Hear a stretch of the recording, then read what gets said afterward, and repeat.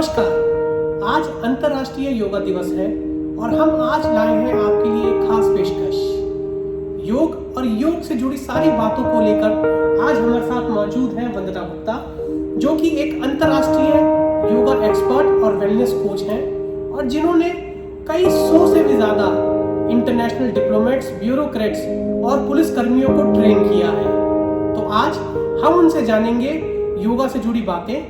तो वंदना, पहले तो हम आपको अपने इस शो में आपका बहुत बहुत स्वागत करते हैं। Thank you so much Rahul. और साथ ही अंतर्राष्ट्रीय योगा दिवस की आपको बहुत बहुत बधाई। थैंक यू सो मच, आपको भी और हमारे सभी दर्शकों को भी।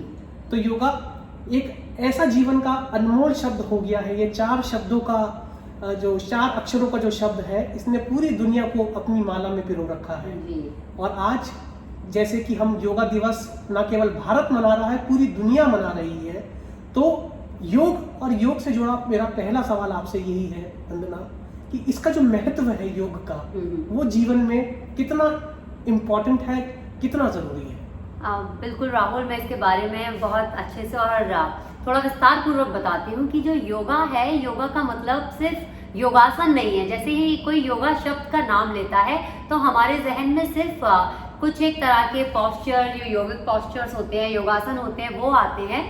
लेकिन योगा जो शब्द है वो संस्कृत का एक शब्द है जिसका मतलब होता है यूनियन, यानी एक या एक से अधिक चीज़ों को आपस में जोड़ना।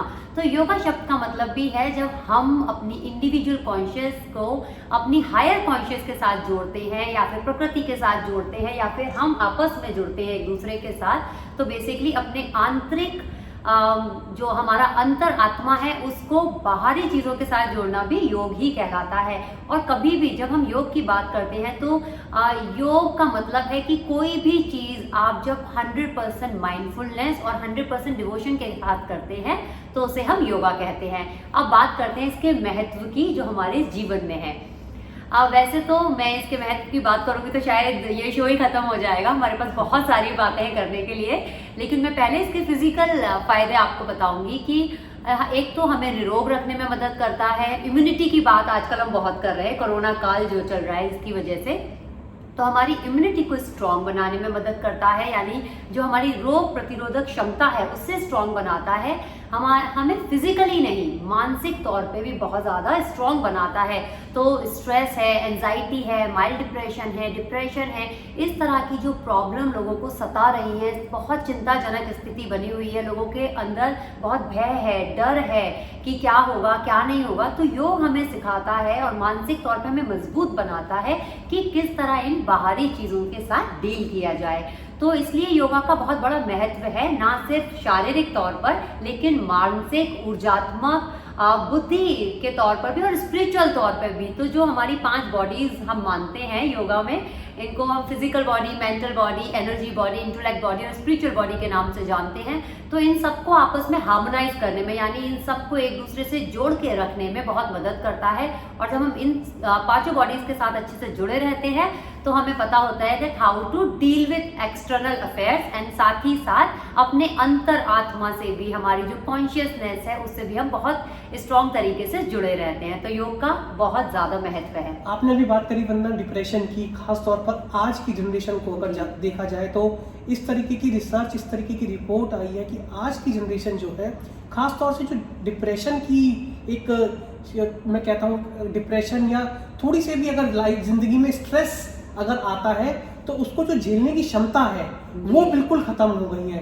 लोग जरा सा भी दबाव, जरा से भी किसी तरीके से, थोड़ी सी भी अगर आपके ऊपर लोड पड़ता है, आपके ऊपर किसी तरीके से, चाहे वो व्यक्तिगत लोड हो, पारिवारिक तरीके से हो, या फिर बीमारी का हो, या फिर कह सकते हैं कि इकोनॉमी इंस्टेबिलिटी, आपकी लाइफ में उतार चढ़ाव लाइफ में आता रहता है।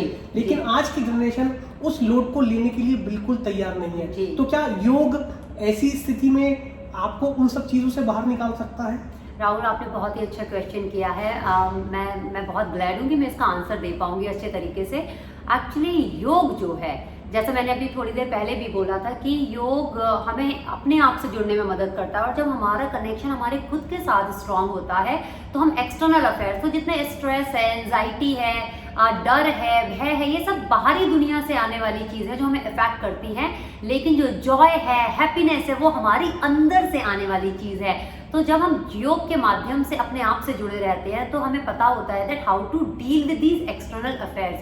साथ ही योग में जो हम प्राणायाम जिनको बोलते हैं, ब्रीदिंग टेक्निक्स भी बोलते हैं, जब हम वो प्रैक्टिस करते हैं तो हमारा जो मानसिक संतुलन है वो भी बना रहता है। साथ ही मेडिटेशन, ध्यान के बारे में हम सभी जानते हैं, तो ध्यान करना भी बेहद आवश्यक है, स्पेशली टुडेज जनरेशन। तो बच्चे जब होते हैं, थोड़े 5 साल के ऊपर के होने लगते हैं, तभी से उन्हें बहुत ज़रूरी है कि हम ध्यान का या फिर ब्रीदिंग टेक्निक जो हम प्राणायाम बोलते हैं इनके बारे में बताएं उनको, और इसकी प्रैक्टिस, अभ्यास घर में निरंतर तौर पे, नियमित तौर पे घर से ही कराना शुरू करें। एक और छोटी सी बात हम आपको ज़रूर बताएंगे कि जो स्ट्रेस और एंजाइटी है, कभी कभी ये हमारे खुद के बनाए हुए होते हैं। और बहुत सारे लोग सोचते हैं कि अगर आप योगा टीचर हैं तो आपको तो किसी तरह का स्ट्रेस होता ही नहीं होगा, लेकिन हम भी मटेरियल वर्ल्ड में, हमारे भी कुछ लो डेज होते हैं, कुछ डार्क डेज होते हैं, बट सिर्फ योग के माध्यम से हम अपने आप को इतना सक्षम बना पाते हैं कि हमें पता है how to deal with it. तो आप अगर योग निरंतर तौर पे करेंगे, चाहे वो शारीरिक तौर पे करें, अगर आप व्यायाम करने के लिए यानी योगासन करने के लिए भी आपके मैट से जुड़ते हैं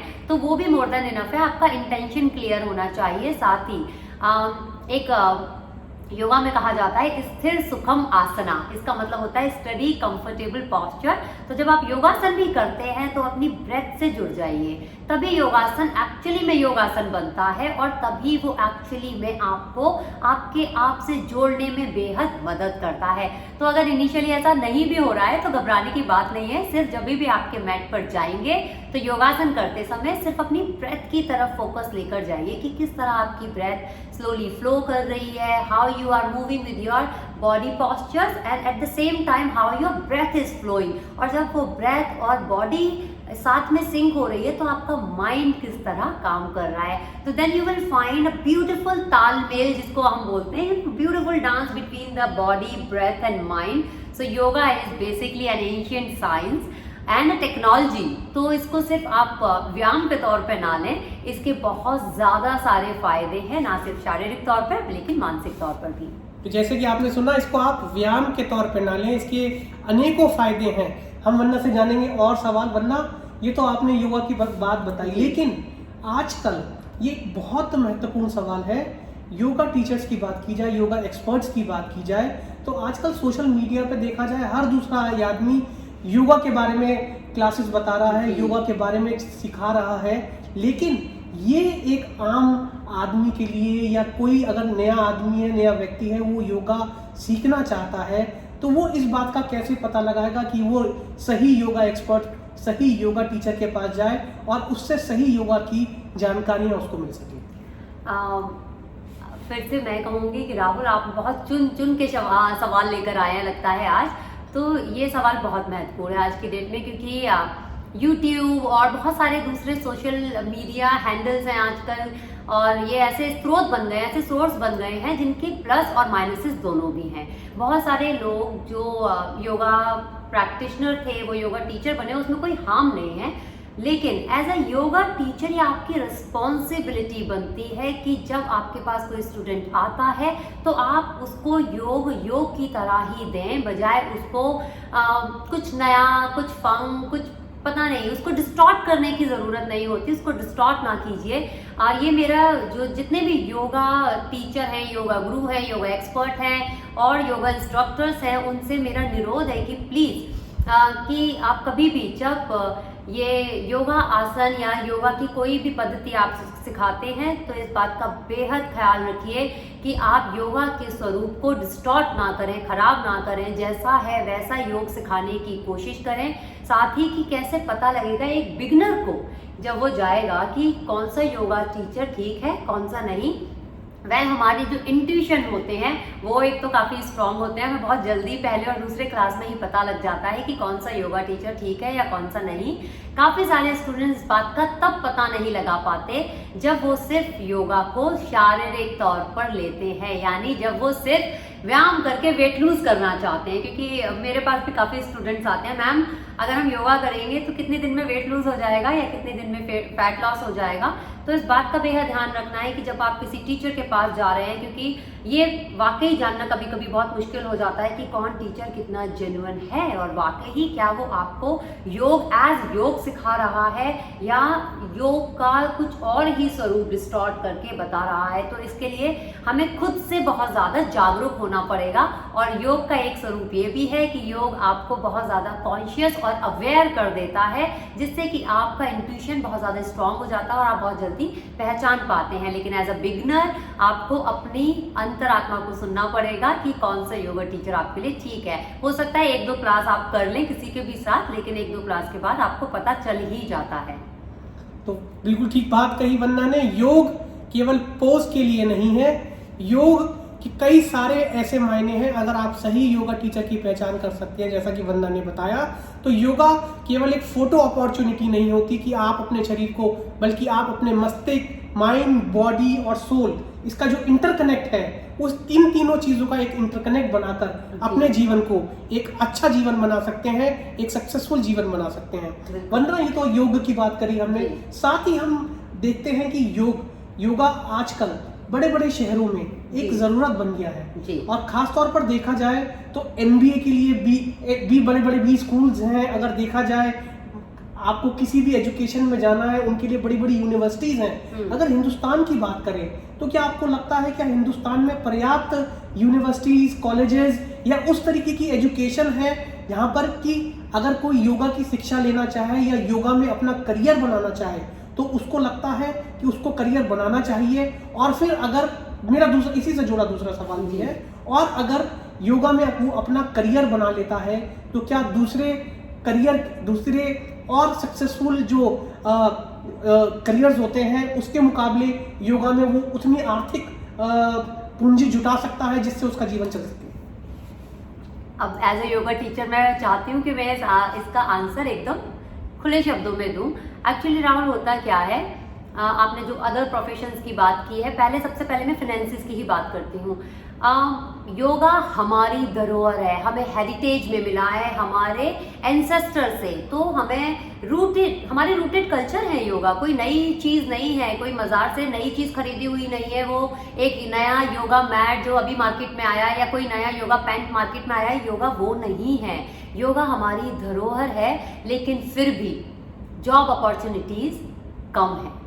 कम से मेरा मतलब है फाइनेंशियल तौर पर लोगों को उतनी ज़्यादा आर्थिक मदद नहीं मिलती है, स्पेशली योगा टीचर्स को जो पूरे मन से और अपने तन से योगा सिखाने की कोशिश करते हैं। उन्हें धन उतना नहीं मिलता जितना उन्हें मिलना चाहिए, क्योंकि वो अपना सारा जीवन इस पे डेडिकेट करते हैं, इसको डेडिकेट कर रहे हैं। इसके साथ ही आप बात करते हैं एजुकेशन की, काफ़ी सारे बहुत अच्छे आश्रम हैं, अच्छे इंस्टीट्यूट्स हैं जो योगा सिखा रहे हैं काफ़ी अच्छे लेवल पर। लेकिन अभी भी मुझे लगता है जब हम 130 करोड़ की जनसंख्या वाला देश है तो हमारे हिंदुस्तान में और भी यूनिवर्सिटीज़ होने चाहिए। यहाँ हम योग का अच्छा तरीके से जो डिग्रीज हैं वो करा सकें, अच्छा शिक्षण दे सकें, तो बहुत ज़रूरी है। और योग के साथ साथ आयुर्वेदा, नेचुरोपैथी, इसकी भी बहुत ज़्यादा ज़रूरत है कि हम इसका एक यूनिवर्सिटीज़ जो होती हैं और भी ज़्यादा विस्तार करें। तो मुझे लगता है कि गवर्नमेंट को इस पर ज़रूर ध्यान देना चाहिए। मिनिस्ट्री ऑफ आयुष बहुत अच्छा काम कर रहे हैं ऑलरेडी इसके लिए, बट आगे चल के और भी अच्छा काम हो, जिससे कि जो नए बच्चे आ रहे हैं, नए योगा टीचर्स बनना चाहते हैं, उनके लिए बड़े लेवल पर जो आयाम खुले नौकरी से रिलेटेड, कि वैसे तो आजकल हर किसी फील्ड में योगा टीचर की ज़रूरत है, चाहे वो स्कूल हो या कॉर्पोरेट्स हो या सरकारी कर्मचारी हो, वो भी योगा सीखना चाहते हैं। तो सरकारी महकमे में भी बहुत आवश्यकता है आजकल योगा टीचर की। तो जॉब्स तो पर्याप्त हैं, लेकिन मैं चाहती हूँ कि उनका थोड़ा सा अगर इनकम भी बढ़ जाएगा तो बहुत अच्छा होगा उनके लिए। ये आपसे बेहतर कौन जान सकता है वंदना, आपने IAS, IPS, IFS तमाम उन ऑफिसर्स को ट्रेन किया है जो आज देश के न बल्कि दुनिया की तमाम उन जगहों पर हैं जो दुनिया और देश चला रहे हैं। लेकिन आज जिस तरह से वंदना ने कहा और जिस तरीके से प्रधानमंत्री श्री नरेंद्र मोदी हमेशा कहते हैं कि लोकल से वोकल बनने की ज़रूरत है, तो कहीं ना कहीं योग एक ऐसा माध्यम है कि ना केवल आप, अगर संसाधनों की कमी है तो आप योग को सीख सकते हो और अपने माध्यम से अगर आप इस चीज का प्रण ले लो कि आप योग करें और आसपास के लोगों को योग एक वॉलंटरीली, जैसा कि वंदना ने कहा कि योग हमारे देश की वो परंपरा है जो सालों से, आदि कालों से हमें विरासत में मिली है। तो हम इस योग को अपने द्वारा, अपने निजी हित को छोड़ते हुए हम इस योग को फैला सकते हैं, इस योगा को दूर दूर तक फैला सकते हैं, जिसमें कि भारत एक मिसाल कायम कर सकता है। और मुझे लगता है अगर ऐसा होगा तो आने वाले सालों में हम इसमें भी, जिस तरीके से अंतर्राष्ट्रीय योग दिवस आज भारत और नरेंद्र मोदी जी के प्रयासों से पूरा दुनिया मना रहा है, उसमें भी हो सकता है कि जो हमारे वॉलंटियर्स हैं योगा के, वो दुनिया में जगह जगह जाकर इसको और आगे बढ़ाएंगे। एक्चुअली राहुल, अच्छी बात बोली है आपने। बहुत सारे वॉलंटियर्स हैं योगा के जो बहुत जगहों पर जाकर एक्चुअली सिखा रहे हैं, और मैं इस बात से जब भी मैं उन बच्चों को देखती हूँ या बहुत सारे वॉलंटियर्स हैं उनको देखती हूँ तो मुझे बहुत खुशी मिलती है कि उन्होंने योग का माध्यम चुना। और आपने जो एक बात और बोली थी, निजी हित को छोड़ के दूसरों के लिए करना, तो योगा हमें सिखाता है सेल्फ लव, और सेल्फ लव और सेल्फिशनेस के बीच में बड़ी फाइन लाइन होती है। तो लोग कभी कभी भ्रमित हो जाते हैं और सेल्फ लव के साथ में सेल्फिश होने लगते हैं। सेल्फ लव की बात जब हम करते हैं तो वो ऐसा लव है जिसमें हम दो लोगों को बिना किसी आउटकम के, बिना किसी एक्सपेक्टेशन के सेल्फलेस लव देते भी हैं, तो उसे हम योग कहते हैं। जब हम सेल्फ लव, अपने आप से प्यार करते हुए दूसरों के साथ भी वही प्यार शेयर करते हैं। तो जैसे मेरा एक कोट है राहुल, क्योंकि मेरी मेडिकल हिस्ट्री बड़ी खराब रही है, मतलब डेथ बेड पे थी 3 डेज के लिए, और बड़ी लंबी स्टोरी है तो उसको हम बाद में कभी शेयर करेंगे। लेकिन जब मुझे लगा कि मैं आज भी जिंदा हूँ, सांसें ले सकती हूँ, इस जीवन काल को और ज्यादा जी सकती हूँ, तो मैंने एक कोट अपने लिए, मतलब अपने शायद माइंड में लिख कर रख लिया कि शेयर योर ब्लेसिंग्स। तो आपके पास जो भी ब्लेसिंग्स हैं उनको शेयर करना सीखिए, और वो दुगनी ही होंगी, कभी खत्म नहीं होंगी। जैसे हम शिक्षा के बारे में, सही बात है, बिल्कुल। आपकी जो ब्लेसिंग्स हैं आप वो शेयर करोगे तो वो दुगनी होगी, आपको खुशी मिलेगी, और आप उन खुशियों को बांटोगे तो और वो लोग खुश होंगे, और जीवन इस तरीके से ही चलता रहेगा।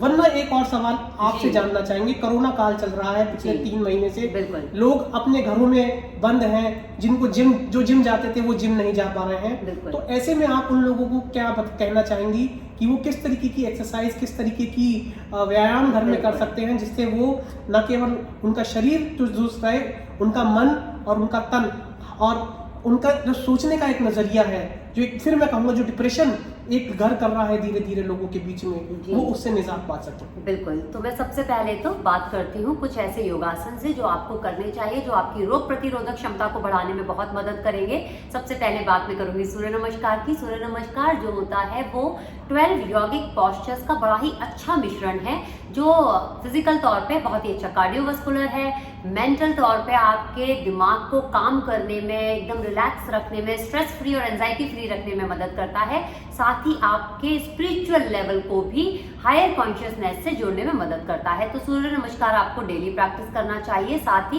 कुछ एक आसन मैं आपको बताती हूँ, जैसे पादहस्तासन आपको प्रैक्टिस करना है, ताड़ासना आपको प्रैक्टिस करना है। इसके बाद कुछ ऐसे आसन होते हैं जिनको हम हार्ट ओपनर कहते हैं। तो अगर आप चक्रासन, उष्ट्रासन, इस तरह के आसन आप कर सकते हैं तो कीजिए। फिर कीजिए सर्वांगासन, हलासन और सेतुबंधासन, और इसके साथ ही अर्ध मत्स्येंद्र आसन या फिर कोई भी ट्विस्टिंग पोस्चर जो आपको पसंद है आप वो कर सकते हैं। सिटिंग में भी आप एक फॉरवर्ड फोल्ड बहुत अच्छा होता है जिसको हम बोलते हैं पश्चिमोत्तानासन। तो जो भी आपकी बॉडी कैपेसिटी है, हमेशा लिसन टू योर बॉडी। कोई भी आसन मैं आपको बता रही हूँ, बहुत जरूरी है बॉडी अवेयरनेस रखना, तो लिसन टू योर बॉडी, जितना आपकी बॉडी अलाउ करती है उतना कीजिए अभी के लिए। धीरे धीरे आप फ्लेक्सिबल हो जाएंगे, स्ट्रांग हो जाएंगे, then you can go to the full range of motion. पश्चिमोत्तानासन के बाद उसका एक काउंटर पोस्चर होता है जिसको हम कहते हैं पूर्वोत्तानासन। तो वो दोनों पोस्चर आपको साथ में करने चाहिए। आई थिंक आप नाम से ही पता लग जाएगा, पश्चिम और पूर्व की बात कर रहे हैं, ईस्ट और वेस्ट की बात कर रहे हैं, बट अदर वे राउंड कर रहे हैं। तो ये दोनों आसन आपको जरूर प्रैक्टिस करने हैं। साथ ही मैं आपको 3 बड़े सिंपल से प्राणायाम दे देती हूँ। एक है कपालभाति। एक्चुअली कपालभाति प्राणायाम नहीं है, ये ब्रीदिंग टेक्निक जरूर है, लेकिन इसको हम क्लिंजिंग क्रिया कहते हैं। तो कपालभाति एक क्रिया है जो कि षटकर्म के अंतर्गत आती है योगा में, और ये आपके रेस्पिरेटरी सिस्टम से टॉक्सिन्स को फ्लश आउट करने में मदद करती है, आपके रेस्पिरेटरी सिस्टम को स्ट्रॉन्ग बनाने में मदद करती है। इसके बाद मैं आपको बताती हूँ 2 प्राणायाम, एक का नाम है भस्त्रिका और दूसरे का नाम है अनुलोम विलोम। अब मैं करके तो नहीं दिखा सकती, लेकिन मैं आपको कहूँगी कि आप जरूर इन प्राणायाम की प्रैक्टिस करें, इन ब्रीदिंग टेक्निक्स की। तो फर्स्ट है कपालभाति जो कि क्रिया है, बाकी 2 प्राणायाम है। इसके साथ में शवासन जरूर प्रैक्टिस करें, क्योंकि जो शवासन होता है वो स्लीप नहीं है, वो कॉन्शियस स्लीप है और आपको स्ट्रेस, एंजाइटी, डिप्रेशन इन सब से निजात दिलाने में बेहद मदद करता है। एक और बड़ी बात, अपने खान पान का बेहद ध्यान रखें। तो जो भी आप खाते हैं कोशिश करें कि सात्विक खाना खाएं। सात्विक खाने से मेरा मतलब बॉयल खाना खाना नहीं है, जो भी हमारे घर में हमेशा से बनता आया है, जो हमारे पूर्वज बनाया करते थे, not like pizza burger anymore. Simple खाना, रोटी, सब्जी, दाल, चावल, अचार, घी, पापड़, दही, छाछ, लस्सी, इस तरह से जो सिंपल खाना हम घर में हमेशा खाते आए हैं उसका ध्यान रखिए। हाइड्रेशन का ध्यान रखिए। सन में मेक श्योर कि आप थोड़ी देर के लिए सनलाइट में बाहर जरूर जाएं। तो सुबह का सन जो होता है, अर्ली मॉर्निंग, वो या तो फिर इवनिंग में, तो आपकी बॉडी को विटामिन डी भी मिलेगा। कुछ सिंपल से हर्ब्स एंड स्पाइसेस जो आपके किचन में इजीली अवेलेबल होते हैं, जैसे कि आंवला है या फिर लहसुन है। लहसुन को टेस्ट के लिए नहीं खाना है, सिर्फ मेडिकल प्रॉपर्टीज की तरह यूज करना है, यानी 2 से 3 cloves are more than enough, बस उतना ही आपको लहसुन खाना चाहिए। इसके साथ ही तुलसी पत्ता, अदरक, इलायची, लौंग, काली मिर्ची, हल्दी और अजवाइन, इस तरह के जो हर्ब्स एंड स्पाइसेस सभी इंडियन किचन में होते हैं, तो इनका इस्तेमाल आपको जरूर करना चाहिए। और साथ ही थोड़ा सा नीम और शहद हो जाए तो सोने पे सुहागा है, तो इसका इस्तेमाल आप जरूर कीजिए। इम्यूनिटी को बढ़ाने में मदद करेगा, और जब आप फिजिकली स्ट्रांग होते हैं तो मेंटली भी स्ट्रांग होते हैं, एंड वाइस वर्सा। अगर आप मेंटली स्ट्रांग होते हैं तो फिजिकली भी स्ट्रांग बनने लगते हैं, तो आपकी इम्यूनिटी स्ट्रांग बनती है। वरना हमारे पास समय का अभाव है, वरना हम उससे और लंबी बात करते। जी बिल्कुल। तो ये थी वंदना गुप्ता जो हमारे को बता रही थी अंतर्राष्ट्रीय योगा दिवस के उपलक्ष्य में आज योग और योगा से जुड़ी कई महत्वपूर्ण बातें। उम्मीद करते हैं कि कोरोना के टाइम में आप सभी घर पर हैं, स्वस्थ हैं, घर से मत निकलिए, जैसा कि प्रधानमंत्री बार बार कर रहे हैं कि आप अपने घर पर ही रहिए। वंदना ने जो आपको बताया, घर पे रहिए, योगा करिए, अच्छा खाना खाइए, और खास तौर पर अपने माता पिता, अपने घर में अगर कोई बुजुर्ग है तो उसका ख्याल रखिए। जी, ये जो बुरा वक्त आया है ये ठीक हो जाएगा, उसके बाद हम अपने घर से निकल पाएंगे और तमाम वो सारी चीजें करने की जो हम चाह रखते हैं दोबारा से कर पाएंगे। जब तक के लिए बहुत बहुत धन्यवाद। जय हिंद। नमस्ते, जय हिंद।